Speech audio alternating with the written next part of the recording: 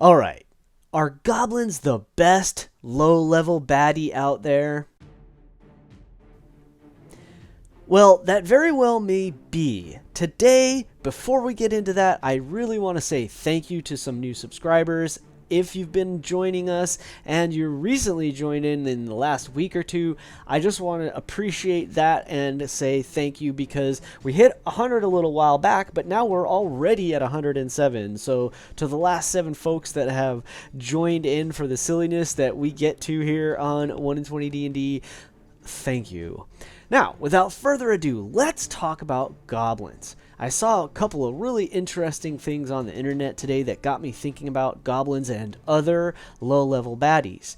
I wonder, and I think about this from time to time, if goblins are in fact the quintessential best low-level bad guy. And that very well may be true. We probably all, I think from one DM to another, there's going to be differing opinions. I do want to suggest that you check out Roll Initiative's video on goblins. Curtis did an incredible breakdown of what makes goblins so amazing, how to make them more interesting for your players, as well as some great tips on a cool voice and such for your goblins. And I learned a lot from it, so I want to recommend you check them out. Roll Initiative, they're doing some great things. Now, with that in mind, with the fact that you can make goblins an amazing bad guy, let's look at some other possibilities, because we don't have to go with goblins. There are other great low-level creatures that can be used in exciting and interesting ways. And I've been thinking a lot about this because partly I'm in the process of writing my very first one-shot campaign, one-shot adventure, And in that process of writing it, I'm looking at what can I challenge the players with and not overwhelm them, and yet still make it interesting. I'll get into that in a moment. First, I want to make a couple of suggestions. So goblins, of course, they're going to be great, and I definitely recommend you give them a try if you haven't done it already. What else are there for fun, interesting bad guys at low level? Well, of course, there's always Cobalts. Cobalts are one of my personal favorites. Cobalts are, let's say, a little slightly more organized, slightly less effective than goblins, but can also be equally or possibly even more nasty than goblins.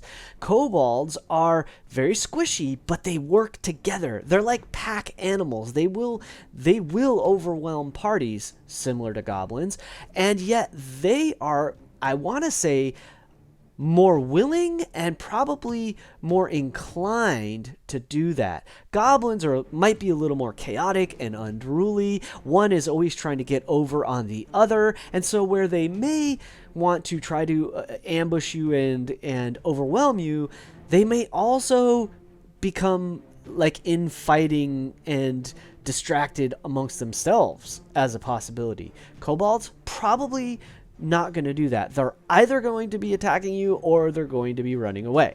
And that makes them for an easy low-level encounter. You'll probably use more of them because they're just, like I said, they're a little bit easier for a party to handle. Some other really cool things that I've wanted to try out are blights. Blights are these like nature creations that are, maybe they're like a manifestation of a forest, or perhaps a powerful druid or some nature spirit created them to protect something within the forest. These are going to be like constructs almost made of like vines or twigs and this kind of thing.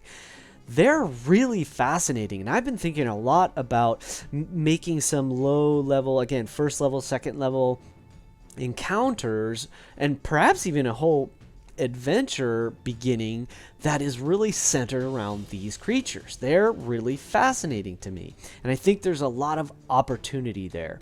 There's, of course, lots and lots of other opportunities. You can throw single creatures at your players, obviously. They might be a little more challenging. Sometimes it's fun to have swarms, so how about actually using swarms. Like, this could be a pretty big challenge for low-level parties. Swarms are rough because they have resistance to damage because, it's like, imagine trying to swat 100 flies at once. Well, you might get a few of them, but you're not going to get all of them. So it's hard to take out swarms. So swarms are a fun thing to use as a low-level challenge. And when I say big monsters, big creatures, those kind of things, I might do something like maybe something as simple as a wolf or a handful of wolves, maybe a small pack of wolves, let's say 3, might be a pretty good challenge for a group of 4 or 5 adventurers.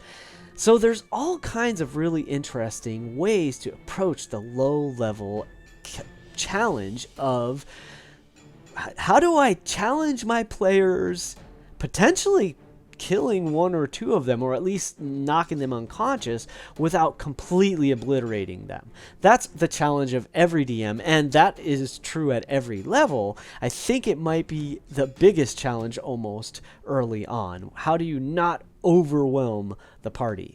So goblins, they're a go-to. They're an easy, fun thing to use at low levels. I think right now, the one that I'm most intrigued by are, like I mentioned, the blights. I'm going to put some effort into those soon enough. And I'd love to know from you what you think are the best low-level challenge for a party. Tell me about it today. I'll talk with you more about it tomorrow. Keep rolling 20s. And remember, it's your game. Play your way.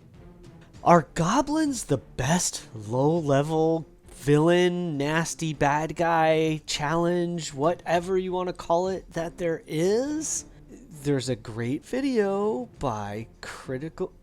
I really just need to start over. Maybe let's start over.